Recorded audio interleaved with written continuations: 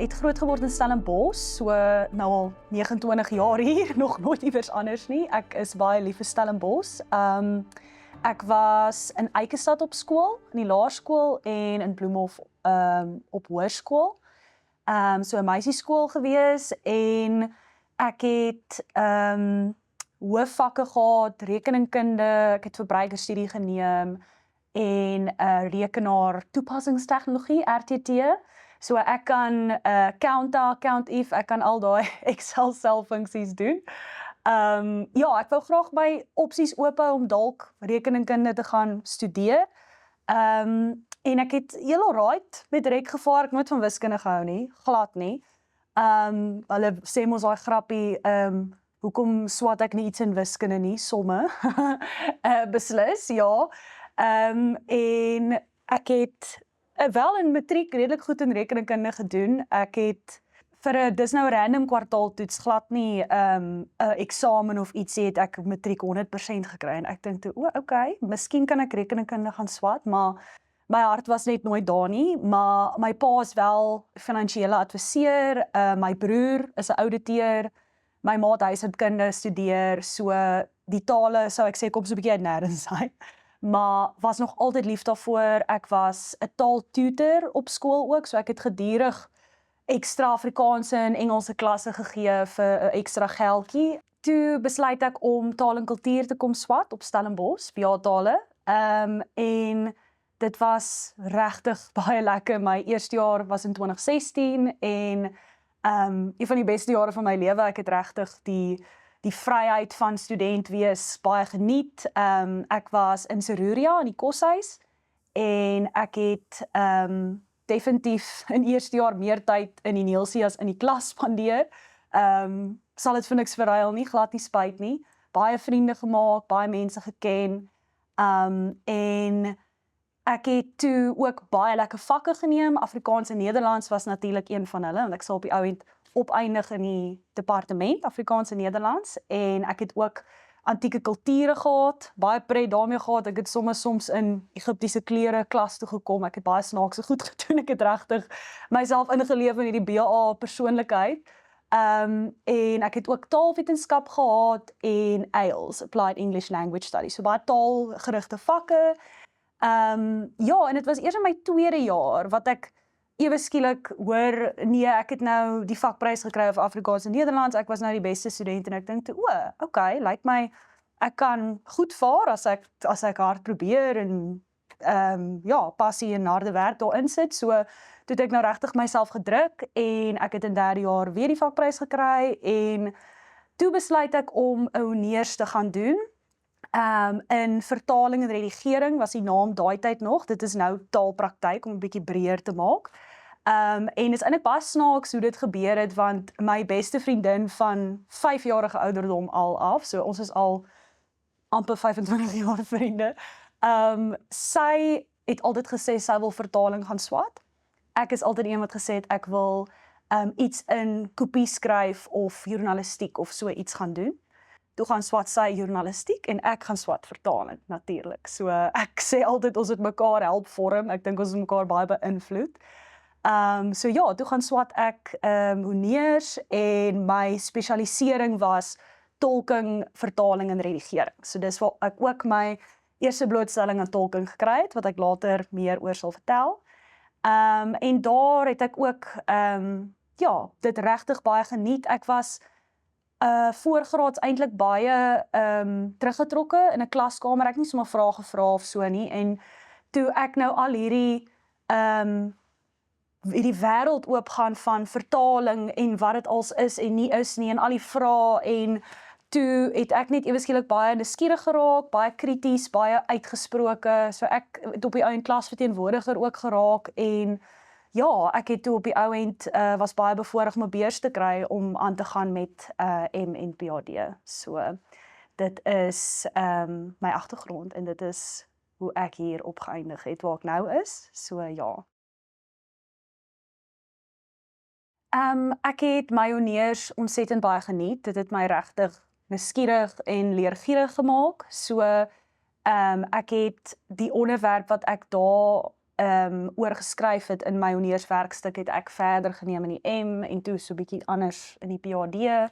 Ja, ek het 2 fantastiese studieleiers gehad in my honeursjaar en ek is gelukkig dat ek hulle vir M en vir PhD ook gehad het. So dit was 'n regtig 'n goeie verhouding. My een studieleier, Harold Lesch, is 'n tolkenner en dan het ek vir LB Arendorf gehad wat 'n taalaanleerkenner is. So ek het nog altyd die 2 wêrelde gehad wat ek so graag meer van wou uitvind. Ek het met my M begin in 2020, so pandemie. Dit was 'n interessante tyd. Ek het daai hele 3-4 maande se Grendeltydperk in Hermanus spandeer. So ek het lekker langs die see gesit en M skryf en dit was eintlik, ja, dink eintlik daarin terug as 'n baie lekker tyd. Dit het wel my M se studie baie beïnvloed omdat ek graag empiriese ondersoek wou onderneem en toe sit nou pandemie en is hande was en is maskers en is COVID registers en so ek onthou ek het op 'n kol regtig begin moed verloor. Ek moes vir my studieleiers vra of ek nie bietjie kan koers verander nie en hulle het toe vir my gesê byt vas, jy het 'n baie goeie onderwerp hierso, doen dit justice, jy weet, ondersoek dit. En ek het dit op die eind gedoen, ek moes 'n klein ontwerp aanpassing maak aan my studie, want ek het hierdie aktiwiteit gehad waar die studente pedagogiese telefoontjie tolking moes doen, wat presies is soos wat dit klink, hulle moes in mekaar se ore fluister en 'n sin basies vertaal elke keer Afrikaans, Engels, dat ons kan kyk wat gebeur daarmee aan die einde, hoe klink dit. En toe kon ek nou nie dit doen nie as gevolg van die pandemie, maar ek het op die einde die empiriese ondersoek onderneem en ja, dit was baie suksesvol en ek het dit baie geniet. En ek het toe begin met PhD daarna, ek het goed gevaar in die M, ek het dit gekoem, ek het dit baie geniet. Dit was in 2022 dat ek daarmee begin het en 2022 is 'n baie groot jaar vir my as ek nou terugkyk daarop. Want ek het byvoorbeeld na my eerste internasionale kongres toe gegaan. Dit was in Oostenryk saam met LB Arendorf en ek het aangebied daar en dit was regtig baie lekker. Ek het ook 2 toekennings gekry wat my regtig laat voel het ek is nou besig om iets te doen, een of ander verskil hier te maak. En een was 'n jeugkoker van die Afrikaanse Taalraad, so dit was vir die bevordering van Afrikaans. En die ander een was juis by hierdie kongres, hulle het 'n toekenning gegee vir 'n Afrika navorser suid van die Sahara. So toe kry ek daardie toekenning. So ja, dit was my regtig baie lekker en ek het ook toe met 'n deeltydse werk begin. Ek het nog altyd 'n groot passie vir Afrikaans gehad en met die universiteitskampus wat baie begin vir Engels het ek by 'n organisasie gewerk wat gefokus het op die skep van geleenthede wat Afrikaans bevorder. So ons het byvoorbeeld Engelse notas gekoop en in Afrikaans vertaal, watter ook al vakgebied, ekonomie, wat ook al dit is, en dan het ons dit vir studente gegee.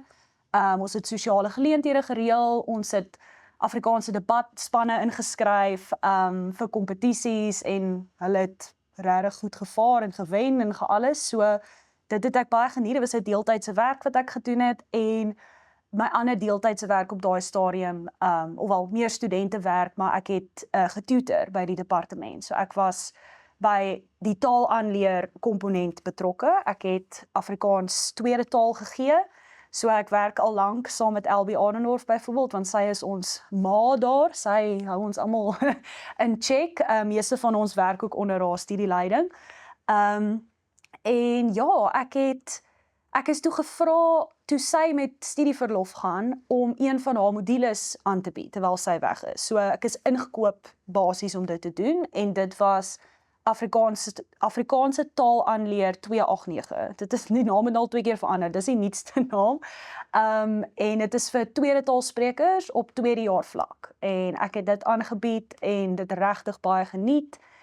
En dit is toe in Desember van daai jaar 2022 wat ek hierdie is nou middel Desember. Ek was of al met vakansie of geestelik met vakansie afgeskakel. Toe kry ek 'n oproep van die hoof van die departement, Amanda Maree, en sy vra toe vir my of ek belangstel in 'n kontrakpos by die departement.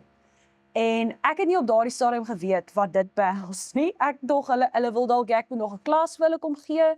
So ek dink natuurlik ja, nee, dit klink lekker. Klink goed en ek gaan praat met hulle en ek besef toe dat ek sal eintlik 'n lid van die departement word. Ek sal administratiewe take kry, ek kan honeurstudente begelei. Hulle het vir my 3 modules gegee waarvoor ek verantwoordelik is en ja, dit is toe dat ek begin as 'n junior lektor in taalaanleer en taalpraktyk. 2023 daar begin. Dit is ook 'n deeltydse werk en weens my beursvoorwaardes op daardie tyd moes ek toe my ander werk gelos het. So ek is toe junior lektor en dit was aanvanklike jaarkontrak en toe gaan ek deur 'n onderhoudsproses en toe het ek nou 'n 5 jaar kontrak gekry. So ja, dit is waar ek nou is. Ek het baie klein begin. Ek het nou al baie nuwe verantwoordelikhede bygekry sedertdien ek PhD gekry het. So ek gee nou al baie meer klasse wat ek later meer sal van vertel wat baie opwindend is en ek begelei senior studente en ja, ek geniet dit baie. Ek gryp die geleenthede aan wat oor my pad kom om myself op te bou, om my ja, vir myself 'n profiel te skep en uiteindelik my groot doelwit te bereik om 'n permanente aanstelling te kry. So, dit is die droom. Ek het op die oomblik betrokke of ek is op die oomblik betrokke by so 7 vakke. So ek is nogal besig met klas gee. Ek geniet dit baie. Ek het 2 voorgraadse vakke. Een is taalpraktyk vertaling en die ander een is die tweede taalmodule wat ek gee. En in die vertalingmodule moes ek regtig bietjie gaan kurrikulum skep, bietjie dink oor wat ek vir hulle wil gee en ek het dit baie geniet om te werk met domeine soos advertensievertaling, tegniese vertaling, literêre vertaling en ek stel hulle ook 'n bietjie bloot aan gemeenskapstolking en konferensietolking want ek het eintlik in my honeursjaar eers die eerste keer daarvan gehoor, so ek dink in derdejaars goeie plek om hulle daaraan bloot te stel. En dan praat ons ook 'n bietjie oor KI as 'n gereedskapstuk vir vertaling en tolking. Nog baie verkennend. So ja, en in ek gee 'n hele paar honeursvakke, vertaal en tolk metodiek en praktyk en vertaal en tolk teorie. So by die metodiek en praktyk is ek meer betrokke by vertaling, geskrewe vertaling, so ons doen vertaalopdragte, spesifikasies, Jacobsen se vertaling, revisie, daardie tipe goed en ek geniet honeursklasse verskriklik baie want dit is natuurlik klein groepies en hulle praat saam en hulle stel belang en hulle is nuuskierig. So dis baie lekker. En my teorie module is eintlik 'n vergestalting van my PhD in 'n kurrikulum. So dit is 'n groot voorbeeld van hoe my navorsing en my onderrig ook mekaar voed, net soos navorsing en praktyk. Want ek struktureer my kurrikulum in die vertaal en tolk teorie klas waarvoor ek vir 1 kwartaal so 6 weke verantwoordelik is, volgens die 6 dimensies van tolking wat ek ondersoek het in my PhD. So ons kyk byvoorbeeld na die kognitiewe dimensie waar teorieë soos die interpretatiewe teorie baie belangrik is, waar tolking oor boodskappe handel eerder as die taalgebruik self. En ons kyk na metakognitief, soos die etiek van 'n tolk wees en daardie botsende belange van is jy nou lojaal aan die sender of aan die kliënt of aan die gehoor. Ekskuus, ek sou soos wie is die derde rolspeler? Waarskynlik die belangrikste een, die doeltaal gehoor. En natuurlik die emosionele aspekte van tolking, werkseisbeheerskema is 'n lekker teorie daar wat ook al mee gewerk is in ons departement. Ons stel hulle hier aan bloot hoofsaaklik vir daai nagraadse studies, né, om hulle te inspireer om nagraadse studie te onderneem. En die sosiaal doen ons ook so 'n bietjie die rol van ideologie in vertaling wat nogal baie interessant is, veral as jy dit in Suid-Afrika bestudeer. Ek onderneem tans studieleiding van honeurs MA en PhD. die honeurs het ek elke jaar omtrent 1 en hulle werk gewoonlik in of taalaanleer of tolking of vertaling. So ek het byvoorbeeld al 2 in taalaanleer gehad wat een het spesifiek met emosie en afstandsonderrig gewerk, 'n ander een met die rol van kultuur in Afrikaanse taal aanleer. En die 2 wat ek nou al in taalpraktyk gedoen het, het albei toevallig met KI gewerk, albei met ChatGPT ook, die nuutste weergawe op daardie stadium. En die een het ek 'n artikel saam met die student geskryf wat in Litnet opgeneem is. En sy het geskryf oor die gehalte van tegniese vertaling deur ChatGPT en 'n interessante invalshoek gebruik. Sy het gekyk na hoe die kletsbot vertaaluitdagings hanteer het vir 2 verskillende lesersgroepe, so die kundige lesers en die leuke lesersgroep. En het bevind dat die hantering van die vertaaluitdagings nie so bevredigend was vir die kundige soos vir die leek nie, maar aan die ander kant dat die uitvoering van die vertaalopdrag, so wat is die opdrag wat die bot gekry het, was beter vir die kundige as vir die leek. So natuurlik bevestig wat ander studies ook bevind, dat die vertaalvermoë is middelmatig en kan definitief by menslike ingreep baat. Ja, en ek het 2 emme wat ek mede begelei. Een is juist die student wat met ChatGPT gewerk het, sy gaan voort met 'n M, baie interessante M waar sy kyk na KI as 'n vertaalhulpmiddel onder Suid-Afrikaanse vertalers. So sy het 'n baie gesofistikeerde vraelys opgestel wat sy versprei het aan Suid-Afrikaanse vertalers wat met enige taalkombinasie werk en sy gaan hulle houding ondersoek teenoor KI. So gebruik hulle dit, hoekom nie, waarvoor nie, so sy gebruik die tegnologie aanvaardingsmodel hiervoor, wat 'n baie interessante model is, wat uit die sielkunde uitkom, en wat faktore soos verwagte gebruiksgemak, houding, en so meer teenoor die KI ondersoek. En die ander een wat ek het werk in taalaanleer, en sy kyk na baie vernuwende KI-skepping Mindjoy, wat deur kollegas by NWI geskep is, sy gebruik in die taalklaskamer. So sy kyk of dit studiemateriaal lesplanne kan skep en hoe die leerders dan dit ervaar.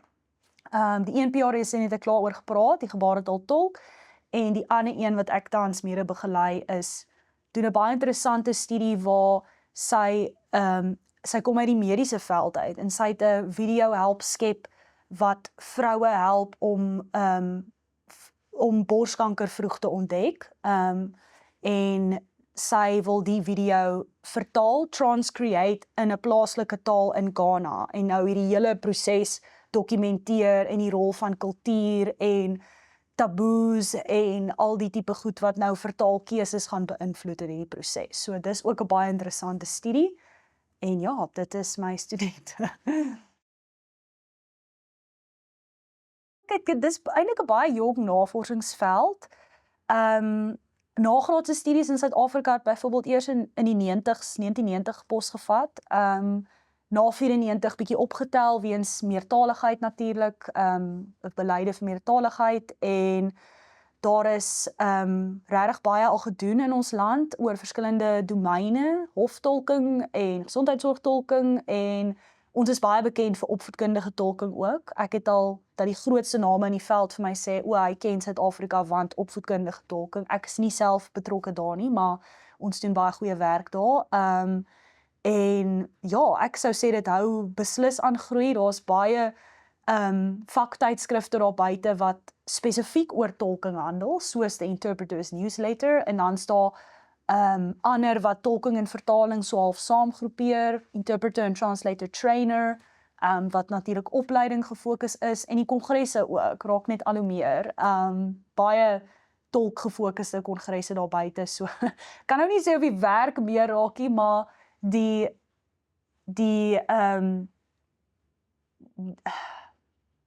hoe sal mense dit nou noem, die navorsing en die passie daarvoor en die nood daarvoor vermeerder definitief, sou ek sê.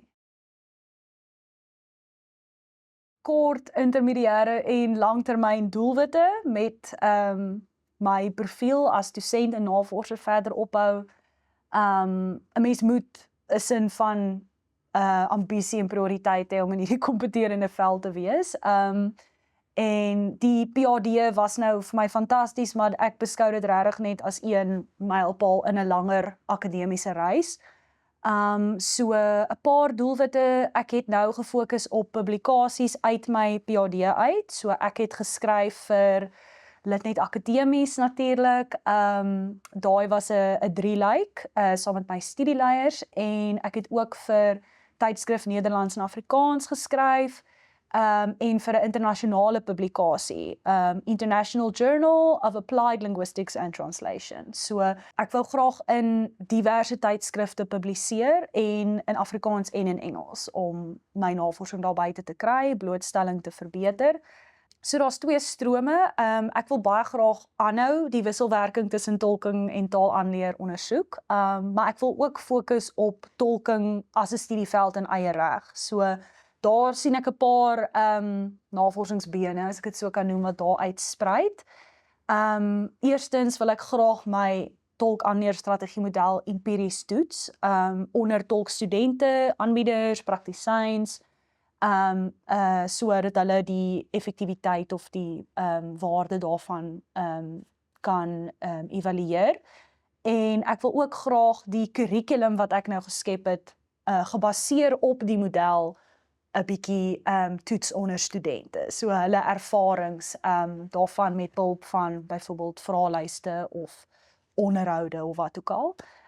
So 2 empiriese strome wat ek graag sal wil volg en ek wil baie graag verder die model verfyn en konseptueel uitbrei. So soos ek nou byvoorbeeld gedoen het by die kongres van jaar was om dit toe te pas op gesondheidsorgtolking. So wat is die waarde wat dit spesifiek tot gesondheidsorgtolking kan voeg uit Afrikaans en Engels, was die taalkombinasie wat ek mee gewerk het vir daai studie. En die ander been is die KI uitbreidings daarvan. So hoe kan dit gebruik word byvoorbeeld vir doelgerigte oefening of deliberate practice in Engels, wanneer jy tolkvaardighede wil oefen.